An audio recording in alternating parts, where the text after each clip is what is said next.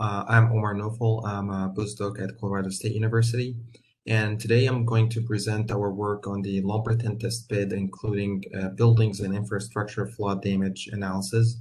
And the work that will be presented in this presentation is done by here at CSU, and also along with work from Nathaniel Rosenheim from Texas A&M University.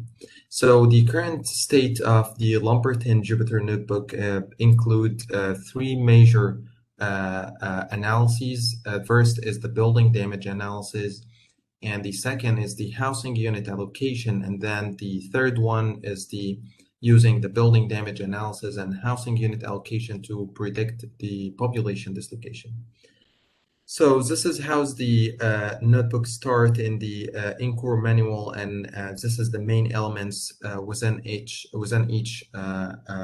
model. So first, Lumberton is a small city within Robeson County, which is southeast North Carolina. It has like more than 20,000 buildings. Was almost like 20,000. Actually, it's less than 20,000 building. It's a 21,000 in population. And this is the geographical location for each building within Lumberton, color-coded based on their occupancy. So most of the green buildings are different types of residential buildings. The red and yellow and orange are commercial and retail and industrial buildings. So for this study, we used the flood hazard event after Hurricane Matthew in 2016. So Hurricane Matthew started as a Category 1 storm in the Caribbean and ended up with an intensified to Category 5 storm, but it ended up with Category 1 storm on October 8th on the east coast of North Carolina. So then we developed the flood hazard map related with the flood hazard map for Lumberton, North Carolina, based on the hydrologic and hydrodynamic analysis. So for the hydrologic analysis, we were able to capture the flow in the ungauged streams within Lumberton and validate this hydrographs with some of the measured hydrographs. So this shows how the hydrodynamic analysis look like corresponding to the water flow. So this is the second video here is one from Florence, which almost similar to what happened in Matthew, but it was less intense. So this is for the flood hazard modeling. The next is for the community modeling. We developed a portfolio of 15 building archetype. So let's go back. Yeah. So we developed a portfolio of 15 building archetypes that includes 4 residential building, another 4 commercial buildings, including gas station, strip mall, and super shopping centers. Also some social institutions, including 2 schools, 1 hospital, industrial building, community center, and also office and warehouse. Next is that we use the available data about the buildings within the community, including the number of stories, foundation type, roof shape, construction materials, all of these information to map these archetype to real communities. And we did this mapping for multiple communities. And here's it shows some videos that shows some, this is not Lumberton, but it's the same thing with the real community and the mapped community with buildings color-coded based on their archetypes. Then we overlay the hazard map with the community model to identify the exposed buildings and the hazard intensity at each one of these exposed buildings. So this allows us to use our fragilities to by using the flood depths at each building and calculate the exceedance probability of each damage states based on the measured flood depths at each one of the exposed buildings. And the fourth thing is the vulnerability modeling. So for each one of the developed 15 building archetypes, we developed a component-based fragility function that uses components damage to account for the total building damage in terms of the exceedance probability of 4 damage states. So we started by, I think, 5 damage states, and then we reduced them to 4.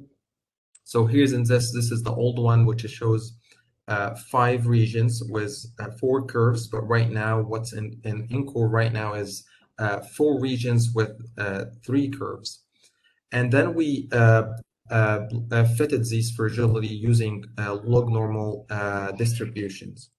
Then we overlaid the hazard map with the exposure model along with the vulnerability model, and then we developed the INCORE algorithms calculate the exceedance probability of each one of these damage states and the probability of being in each damage state.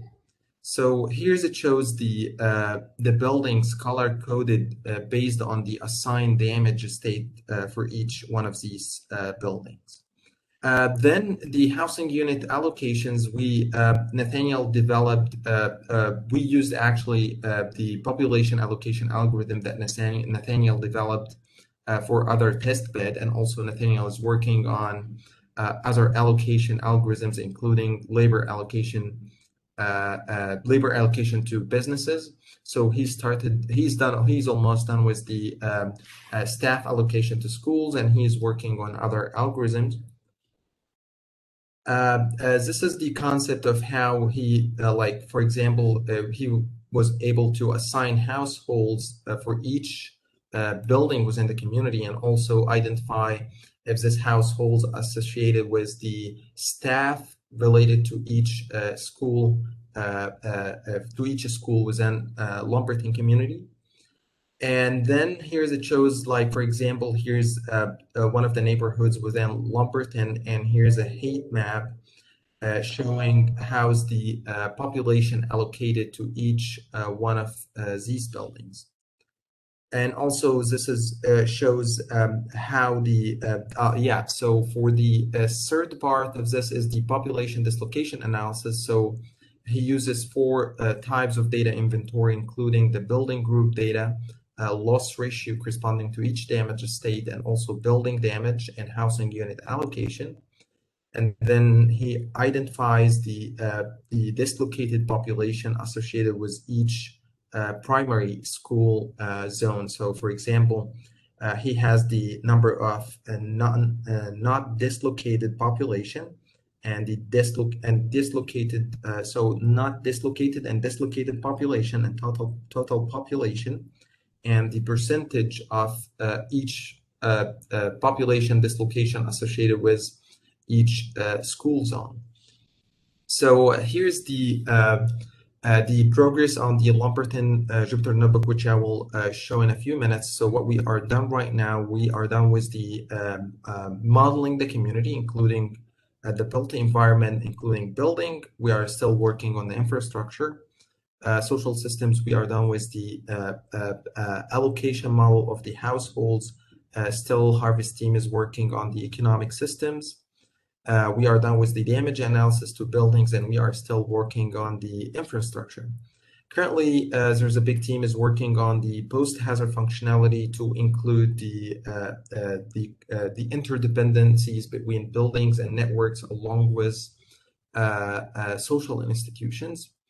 So this is still under progress, and we are expecting to have some notebooks in the January release.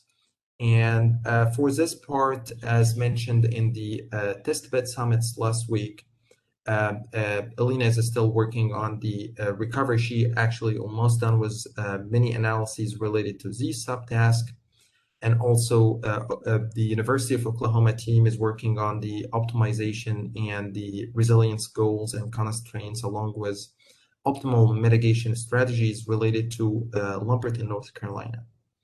So this is for the presentation. So is there anybody have any question before we go to the notebook?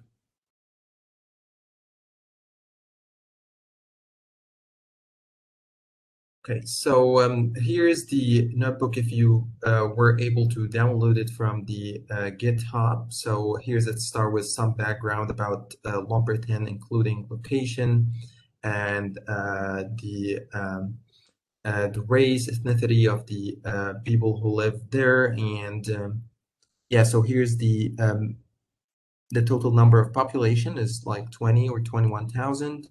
And here's the racial composition of the people who live in Lumberton. And then here's the main publications related to the damage quantification and all the mitigation analysis. So you will find 4 papers from the Colorado State team and another paper from Nathaniel Rosenheim for the household allocation, for just your references if you want to know more information about the models.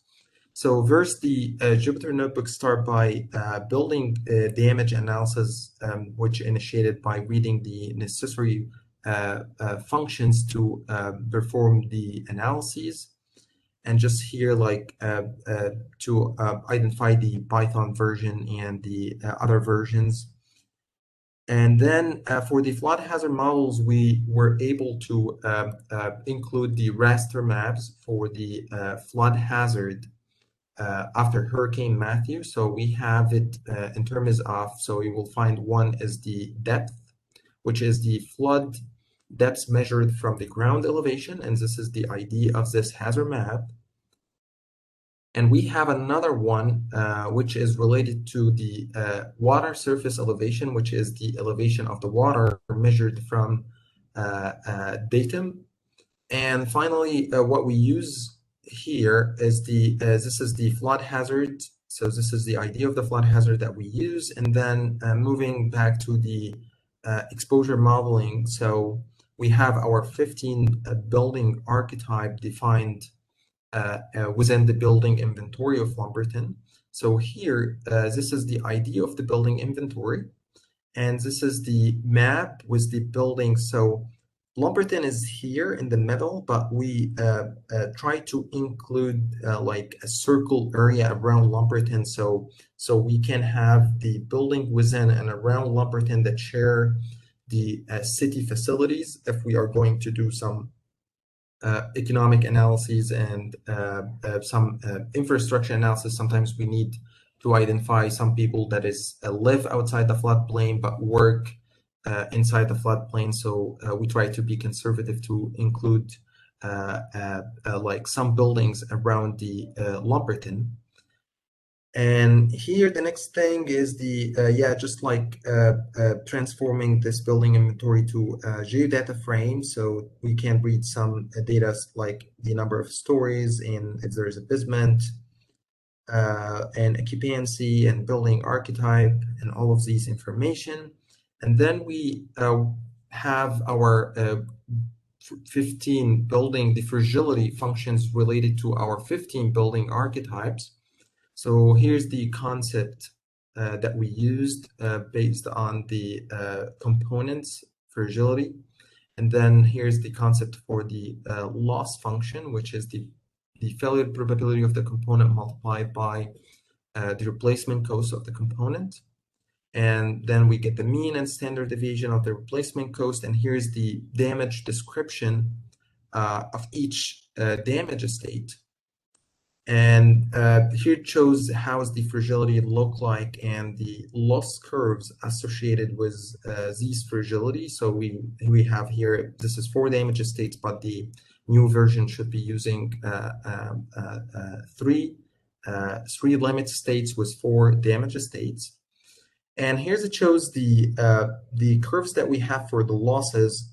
We use 2 methods. One is based on the fragility, and one is based on the component loss analysis, which is the blue and black one, and the red one is the HAZIS stage damage function for this corresponding building. And I think this is archetype 2.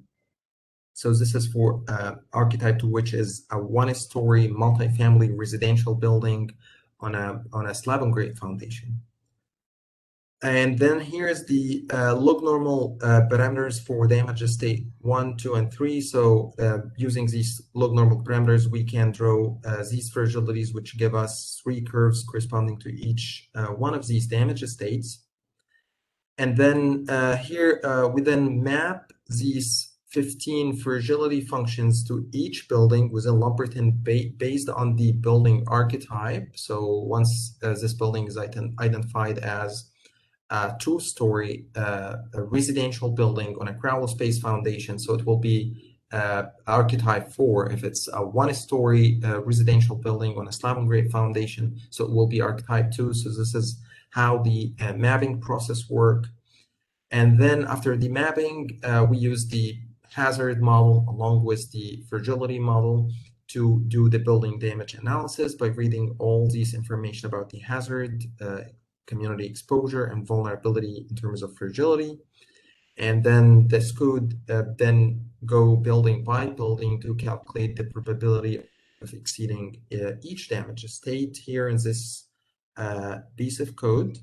And finally, we will get the damage states. So here we can see that like as we have like thousands of buildings, but the only exposed buildings are like less than 2,400. So the summary shows that the limit states are 0, which means that this for Zeus buildings that were selected to be shown in this summary doesn't get any damage, but many buildings got flood depths and thereby got damage states, like damage state 0 up to damage state 3. So we have the full data in terms of the damage state for each building. This is just a summary. And the next is the housing unit allocation, which uses the function developed by Nathaniel. I'm going to present his work. So here, basically, his model reads the housing unit inventory data and also the address point of the housing units, and also uses the I think the building inventory. So he loads this data, like the housing unit address point, and the building's inventory was already have it from previous code. And then he run the allocation analysis, and then here's like some summary of the results. And then he starts to, this piece of code, identify the race and ethnicity of the allocated households. So this is a very long piece of code, and here's the final results are shown, like showing that the total households by race, ethnicity, tenure in Robeson County for the entire Robeson County. So here's it shows multiple races: white, Black, American Indian, and also if it's owner, renter, and the total number of households. And here, yep, and I think, yeah, he then validated this data with the census data. So if we go to this link, you can identify the race and ethnicity, or the population at the census block level. But what this code is doing is that allocates the households from the census block level to the housing unit level. And here's it shows a heat map with the allocated households. There's a small problem with this maps. Like at this location, it doesn't show, but when it doesn't show that there is an allocated household, but when you zoom in this map, you will find that there's already population allocated at these locations. So, and the next is the population dislocation analysis, which reads the informations included the plot group and the loss ratio corresponding to each damage states, and the other information from the population allocation and the damage analysis. And here, then we run the population dislocation, and then the final table here, this is not the final, this shows just the damage states combined with the building information, including versus floor elevation, building archetype, along with the other information about the building inventory. And then here is this piece of code explores the population dislocation analysis by schools. Like here, it shows how how the population are dislocated based on the service area of each school. So for this specific school, for this zone, or for the households served by this primary school, there's 3,190 population is not dislocated, but there's a 91 dislocated. Some others doesn't get any dislocations, but some others got a lot of dislocations, which is this schools. It has like 2,500 not dislocated but with 641 dislocated population, which is 20.4%. So yeah, so this is the summary of the population dislocations. Other analyses are still under progress related to the infrastructure post-hazard functionality analysis, and also other analyses related to social science, including recovery, and other combination between these models. Right now, we are trying to link the building damage with the infrastructure damage, along with the population dislocation, to account for a comprehensive post-hazard functionality for the households. So that's all. Yeah, and I'm happy to take questions.